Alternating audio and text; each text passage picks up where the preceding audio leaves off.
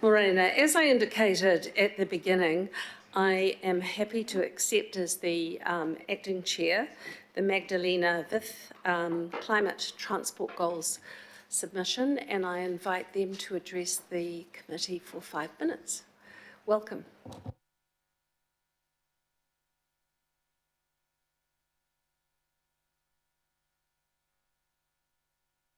Oh, brilliant. I would like to start by apologising to Councillor Chris Fletcher for talking over her.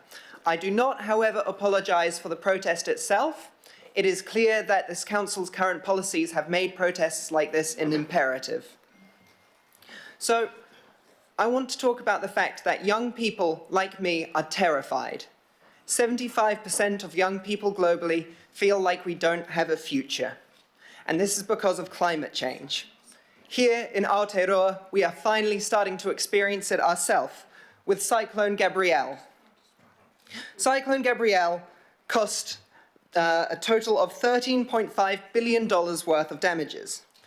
But it cost more than that. It killed 11 people. Each of these people have names and families.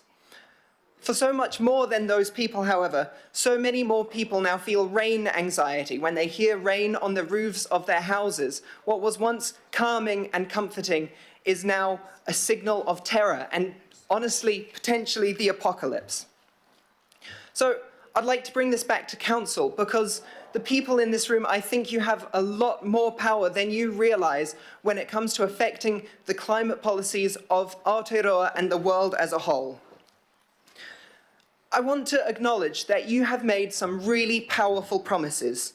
Your transport emissions reductions pathway, on page 34, you state that Auckland needs a sustainable transport hierarchy that prioritises walking, cycling and public transport. That is brilliant and we are in full support of that. We are also in full support of your commitment to net zero.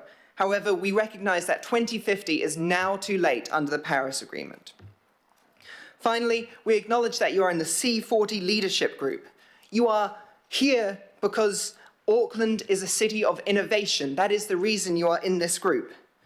However, like New Zealand standing up to represent, the Minister for Climate Change, Simon Watts, representing New Zealand at COP28, your presence in this group is currently an embarrassment, because you are not doing enough, just as New Zealand as a whole is not doing enough for the climate.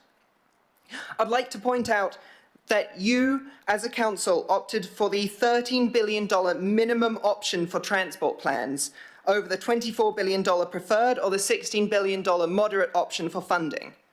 $13 billion. That is the cost of Cyclone Gabrielle. You could defer this cost to sustainable, flexible transport infrastructure, building back better after Cyclone Gabrielle, yet instead you refuse and you spend it rebuilding the exact same infrastructure that has cost lives, that has cost money, and that has cost the people of Auckland their own mental and physical health.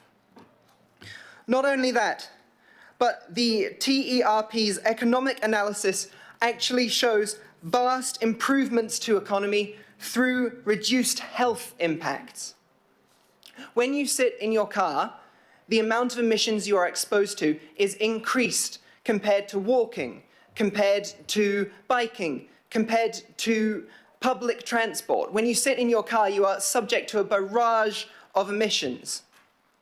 These emissions are responsible in some part for 1 in 10 New Zealand deaths. 1 in 10 people who die in New Zealand have their death exacerbated by transport emissions. That is unacceptable. Essentially, sorry, I planned to give this to the media outside. I did not plan to speak in front of everyone. You've spoken really powerfully, and I think that everyone has listened very closely. We have, as I've explained to you, run out of the time that we have for public submissions and questions. But I, for one, really appreciate you coming along. And I know that there is the opportunity as we go into consultation for the long-term plan, the suggestion of an Auckland Future Fund, which will be there to assist Auckland navigate its way through climate resilience. And that is something that I think you're expressing very deeply for us today. So I'd like to thank you very much for coming in. And I hope that we can continue the dialogue with you.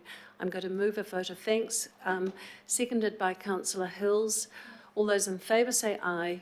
Aye. To the contrary say no. The matter's carried. Kia ora. Kia ora. Do better, do it faster, do it now. Thank you. Thank you very much.